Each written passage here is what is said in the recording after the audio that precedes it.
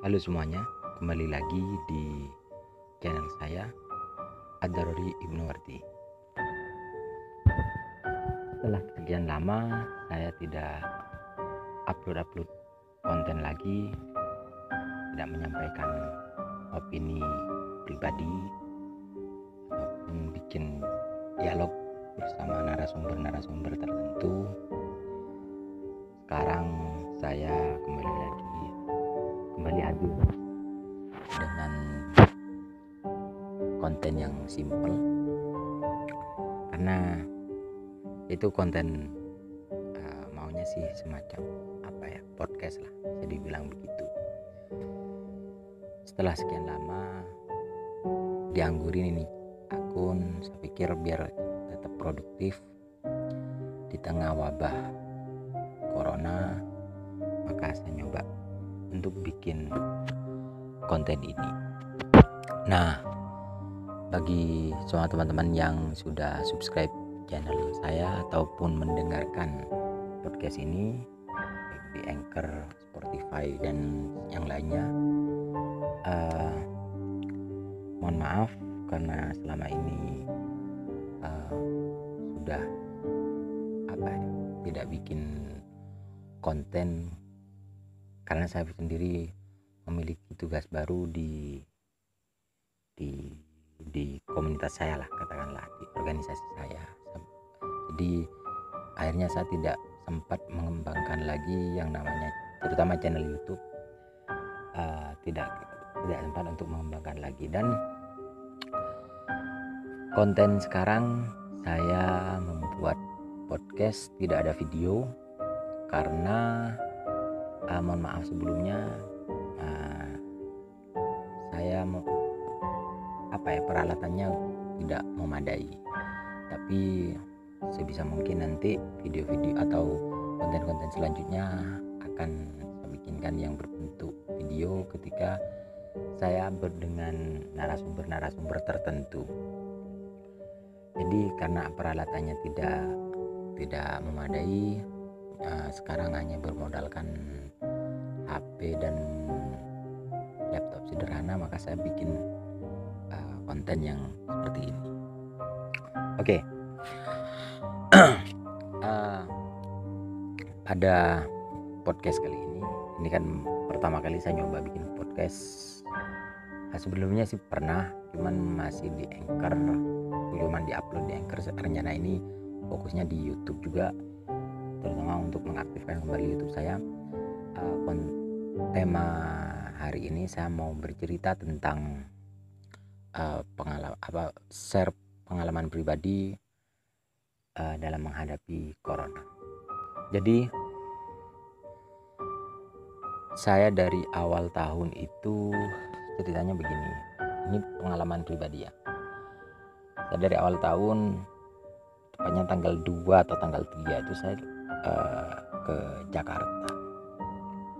Di Jakarta saya memiliki aktivitas barulah di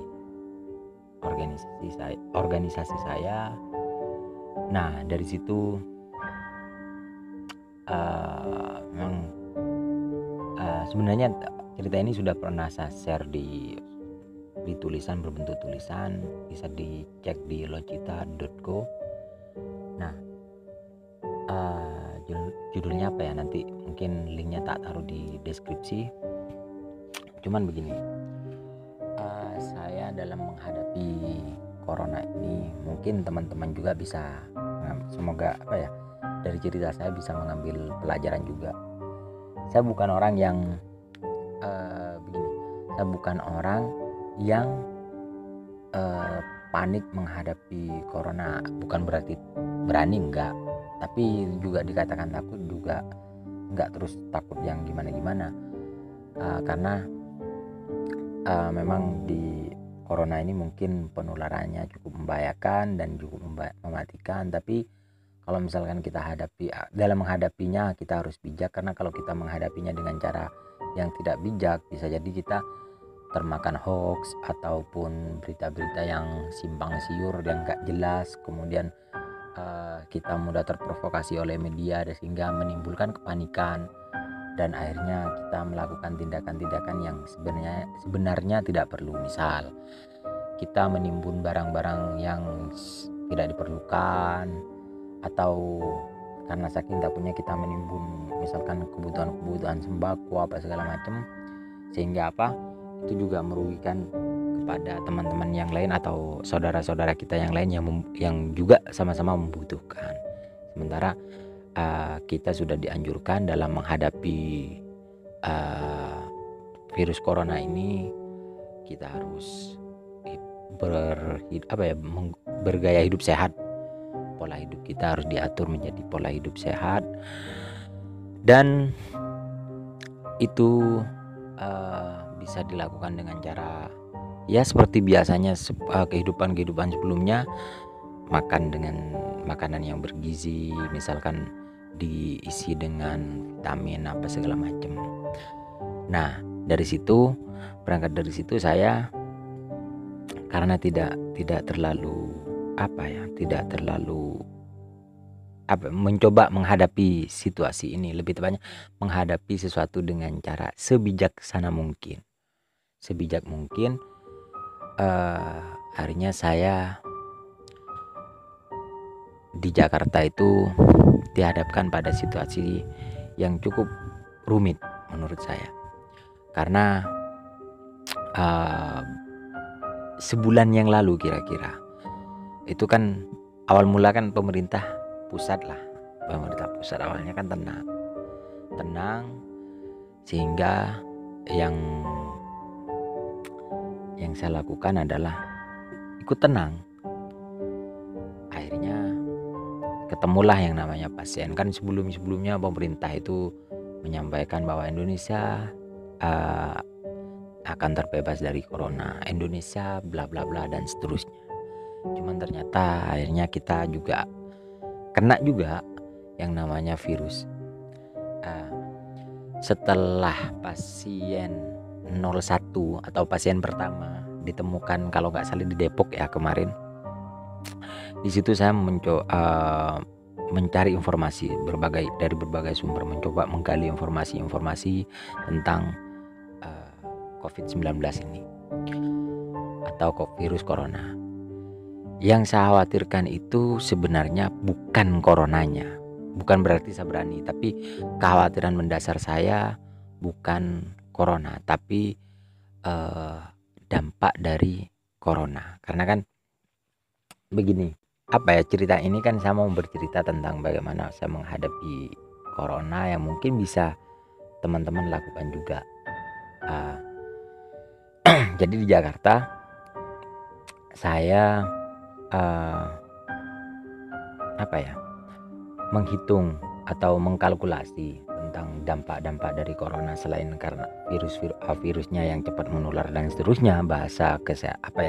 Orang-orang para ahli, bahasanya para ahli, virus corona ini bisa cepat menular ke orang lain. Dari situ tapi juga ada dampak-dampak lain, misalkan kan di negara-negara lain seperti halnya China yang sudah melockdown, kemudian Italia dan seterusnya, ada banyak negara yang sudah melakukan lockdown atau karantina wilayah dan seterusnya. Di Jakarta atau di Indonesia lah sudah mulai muncul untuk mengantisipasi yang namanya corona. Perdebatan waktu itu baik dari kalangan pemerintah bahkan ke tingkatan teman-teman, setiap hari yang didiskusikan adalah kebijakan terbaik dari pemerintah, antara mau lockdown atau tidak. Nah, sementara kalau misalkan di lockdown atau lockdown, entah karantina dan seterusnya, atau pembatasan wilayah dan seterusnya, itu kan memiliki konsekuensi yang lain, misalkan dampaknya terhadap dampak ekonomi, dampak psikologi masyarakat dan seterusnya. Nah, kalau saya fokusnya di dampak ekonomi kemarin. Jadi saya menghitung di Jakarta itu kan bukan menghitung ya, mengkalkulasi, menganalisa sendiri, yang bisa jadi analisa saya salah. Ketika Jakarta di karantina atau Jakarta di lockdown, maka dampak-dampak krisis itu yang lebih berbahaya menurut saya. Karena kan bagaimanapun Jakarta itu bukan daerah yang memiliki ketahanan, terutama di ketahanan pangan, sehingga saya sendiri akhirnya memilih untuk pulang ke daerah. Kenapa demikian? Karena di Jakarta waktu itu sudah di daerah-daerah saya, kebetulan saya di daerah Jakarta Selatan yang katanya tempat penyebaran paling banyak di Jakarta itu adanya di Jakarta Selatan. Nah, di Jakarta Selatan itu tempat saya. Ketika saya cari yang namanya vitamin C, vitamin E, kemudian alkohol 70%, hand sanitizer dan masker dan segala macamnya, katakanlah alat pelindung diri lah atau APD yang biasa kita kenal, itu sudah langka. Bahkan saya nyari-nyari itu sebelum pulang udah nggak ketemu. Nah, kemudian skalanya kan semakin hari semakin besar. Saya menghitung bahwa kalau di Jakarta sudah mulai ada pembatasan nih. Kalau misalkan saya masih ingat waktu itu pembatasan tentang transportasi umum atau Transjakarta, terus kemudian kayak KRL kayaknya juga dibatasin juga. Kalau yang dimaksud itu transportasi, pokoknya kemarin itu Transjakarta berangkat per 30 menit hingga menimbulkan antrean yang cukup panjang. Dari antrean itu kemudian timbul perdebatan kan waktu itu. Nah, dari situ karena sudah mulai ada yang namanya pembatasan, akhirnya saya menghitung-hitung bahwa Jakarta itu bukan daerah yang bisa kuat bertahan menghadapi krisis, karena kan Jakarta tidak survive atau tidak mampu swasembada. Sederhananya air saja di Jakarta itu kalau nggak salah sumbernya cuma ada 2, di Citarum Pak ya, sama di apa gitu satunya. Nah, sementara untuk kebutuhan pangan yang lain kayak beras apa segala macam kan di Jakarta itu bukan daerah pertanian ya. Yang ada di sana itu daerah industri, perkantoran dan seterusnya. Nah, saya berpikir kalau misalkan di Jakarta, saya bertahan di Jakarta, kemudian pemerintah mengkarantina wilayah atau melakukan lockdown dan seterusnya lah, akhirnya Jakarta saya pikir akan krisis gitu loh. Sehingga saya memutuskan untuk balik kampung. Kenapa balik kampung? Karena kalau misalkan saya balik kampung, saya udah menghitung, kalau misal kebutuhan pangan itu stoknya, misalkan Indonesia ini mau di lockdown secara keseluruhan seperti halnya di Italia dan lain-lain, saya sudah menghitung, saya mencari kebutuhan pangan di mana, ngambilnya di mana. Karena bertahan di tengah krisis kan uang saja tidak cukup. Maksudnya begini, mungkin Jakarta itu kan kalaupun banyak duit kan, kalau nggak ada nggak ada yang bisa dibeli ya, maksudnya barang-barang yang mau dibeli itu nggak ada, buat apa juga gitu loh. Kita bisa apa gitu kan. Nah, akhirnya sebelum ada skalanya diperbesar, sebelum aturan-aturan pembatasan wilayah dan lain-lain itu dilakukan, maka akhirnya saya pulang.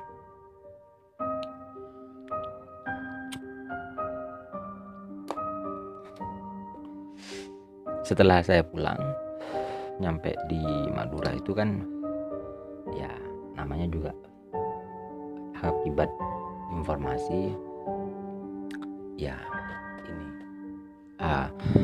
saya juga menghadapi saudara-saudara yang misalkan harus membatasi diri dan seterusnya lah. Cuman kan saya perlu juga menyampaikan bahwa saya sudah apa namanya, saya belum terkena yang namanya atau negatif lah dari corona. Akhirnya sudah, kemudian biasalah. Dan benar kalau nyampe di kampung di Madura, di Sumeneb lah daerah saya itu, saya bisa apa ya, mungkin dari situlah pelajaran yang bisa saya petik gitu loh untuk saya pribadi. Kalau di Jakarta kan mungkin ada yang namanya Gojek ataupun ojol-ojol yang lain lah. Terus kemudian startup semacam Bukalapak apa segala macamnya. Tapi dan juga perputaran uang, kalau dari beberapa data atau beberapa pakar lah yang para ahli menyampaikan bahwa perputaran uang di Indonesia itu 70% adanya di Jakarta gitu. Cuman kan Jakarta tidak bisa menciptakan kebutuhan pangan, atau katakanlah startup, apapun startupnya, mereka cuma layanan jasa, penghubung antara pihak penjual dan pembeli atau produsen sama konsumen. Mereka tidak bisa menciptakan beras, tidak bisa menciptakan lauk dan seterusnya. Di mana adanya di daerah. Memang di daerah atau di kampung saya startup itu nggak begitu familiar seperti di Jakarta. Cuman kan yang namanya beras, apa segala macam kebutuhan pangan yang lainnya, insya Allah lah kalau di kampung-kampung itu pasti tersedia. Dan karena Jakarta itu kebutuhan pangannya itu dari daerah, maka otomatis kan dari daerah, harus disuplai dari daerah. Sementara kalau sudah dibatasin kayak kemarin kan, setelah saya nyampe di Madura, beberapa hari kemudian mulai dibatasin kan dari penerbangan, kemudian kereta api, terus orang-orang yang mau pulang ke kampungnya masing-masing sudah mulai dibatasin dan seterusnya. Kan di situ juga membuat suplai makanan atau suplai kebutuhan pokok juga akhirnya tersendat juga. Bisa, kalaupun nggak macet tapi bisa mengalami keterlambatan apa segala macam. Dan di situ bisa saja kan menimbulkan krisis lah ya, karena kan barang di pasar kan akhirnya menciptakan barang di pasaran sulit untuk dijangkau. Nah, di Madura atau di kampung-kampung, bukan cuma di Madura sih, di desa-desa, di pedesaan lah ya, memang startup atau perputaran uang tidak sebesar di kota-kota semacam Jakarta atau Surabaya dan seterusnya. Cuman kan di desa itu ada, nggak semuanya harus uang misal. Karena kan kalau di kampung saya itu misal nih ya, di Jakarta kan kalau ngomongin kebutuhan vitamin C kita harus beli yang semacam obat itu, yang tablet itu. Kalau di kampung itu kan bisa digantikan dengan makanan-makanan yang lain, seperti halnya sayuran atau buah-buahan yang ada di sekitar kita gitu loh. Kalau sayuran misal apapun lah sayurannya yang mengandung gizi, misalkan daun kelor apa segala macam, kan bisa digantikan seperti itu. Dan kita bisa stok makanan atau stok sayuran atau buah-buahan kalau di pedesaan itu melimpah. Makanya kan dari situ saya mengambil pelajaran yang dimaksud dengan ketahanan pangan, harusnya kita belajar juga dari desa gitu. Karena kan semua teknologi itu diciptakan untuk yang namanya diciptakan untuk kebutuhan manusia bertahan hidup. Semua teknologi yang saya pikir diciptakan untuk kebutuhan manusia untuk bertahan hidup, baik itu teknologi informasi apa segala macamnya, dari teknologi yang paling simpel, paling dasar atau paling lama, yang apapun lah teknologinya, itu kan semuanya untuk daya tahan manusia, untuk melangsungkan kehidupannya. Sehingga dari sini, saya berangkat dari sini juga saya berpikir bahwa kalau misalkan semuanya tidak harus money oriented semua gitu loh, tidak semua harus uang gitu loh. Ternyata perputaran uang di Jakarta juga akhirnya tidak menciptakan yang namanya swasembada gitu. Nah, maksud saya begini, apa sih yang disebut kebutuhan manusia kalau misalkan bukan kebutuhan pangan yang paling dasar? Kalau misalkan Jakarta dikatakan oh tidak begitu, nanti kan bisa disuplai dari sini dan seterusnya, atau pemerintah bisa menanganinya. Buktinya sampai sekarang kan pemerintah juga kerepotan. Pemerintah pusat sendiri tidak berani melakukan lockdown, berhati-hati untuk mengkarantina atau lockdown atau apapun lah namanya.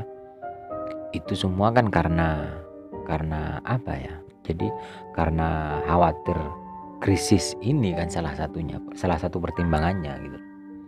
Nah, dari situ kan kita harus belajar banyak, cuman kita kadang-kadang kan dibutakan, seakan-akan semua kebutuhan itu bisa dibeli dengan uang. Benar, bisa dibeli dengan uang, tapi ternyata uang juga tidak kemudian menciptakan yang namanya tidak bisa membeli semuanya. Buktinya perputaran uang di Indonesia 70% di Jakarta akhirnya ketika mengalami situasi seperti sekarang banyak perdebatan yang muncul sih, dan banyak manusia yang hidup atau merantau di Jakarta pulang ke kampung halamannya, meskipun di kampung halamannya akhirnya harus dikarantina dan seterusnya, kan kira-kira begitu. Jadi itu akhirnya pengalaman saya, dan benar saja kalau misalkan saya hidup kembali ke kampung untuk sementara waktu itu kan sebelum balik kan juga yang dipertimbangkan balik kampung atau tetap bertahan di Jakarta gitu.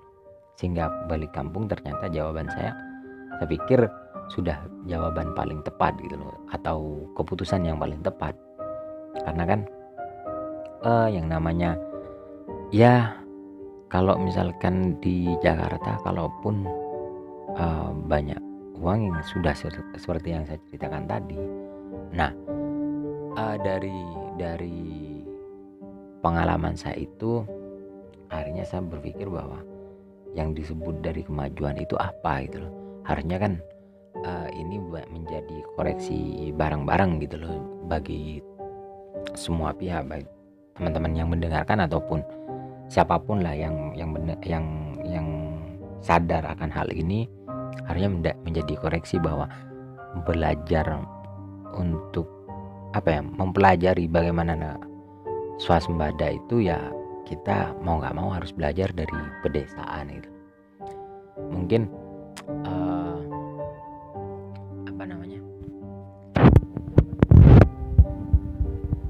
mempelajari swasembada itu kan teorinya banyak, cuman ketika kondisi seperti ini kan kita bisa menyimpulkan.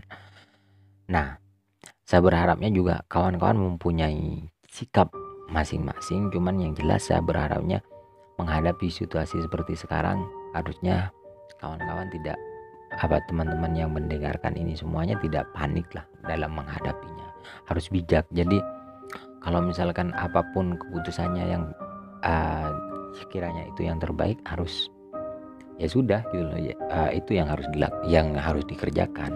Karena kalau misalkan kita menghadapinya dengan cara yang panik, ya secara teori kesehatan kan penyakit itu terlepas musim corona ya, semua penyakit itu berasal dari 80% katanya, kalau dari para ahli itu dari pikiran, selebihnya atau 20% dari pola makan, gaya hidup, misalkan pola makan, dari makanan atau olahraga dan seterusnya lah. Cuman yang paling besar kan 80%. Kalau kita menghadapi situasi seperti sekarang dengan kepanikan lah, bisa jadi kan justru itu benar, kita mungkin terbebas dari yang namanya corona, tapi bisa jadi kan penyakit-penyakit yang lain justru yang akan kita hadapi gitu. Yang bisa jadi lebih besar daripada menghadapi virus corona ini gitu. Jadi itu apa ya yang bisa saya share bagi teman-teman yang sedang ada di daerah-daerah zona merah. Sekali lagi tetap tenang, semoga kita semuanya dalam keadaan sehat. Lalu bagi yang sedang berstatus ODR, ODP atau PDP atau bahkan yang positif corona, semoga segera diberikan kesembuhan dan kita semuanya bisa terbebas dari atau luluslah dari ujian ini, sehingga kita bisa kembali ke sedia kala. Semoga negara kita baik-baik saja semuanya. Dan akhirnya bagi semuanya yang mendengarkan, jangan lupa terus tonton atau subscribe channel saya, ikutin semua channel-channel saya, baik channel YouTube, channel Spotify dan seterusnya. Mungkin linknya nanti saya taruh di bawah. Kurang lebihnya mohon maaf. Sampai ketemu di konten-konten atau video-video selanjutnya. Saya Ad-Darori Ibnu Warti. Sampai jumpa.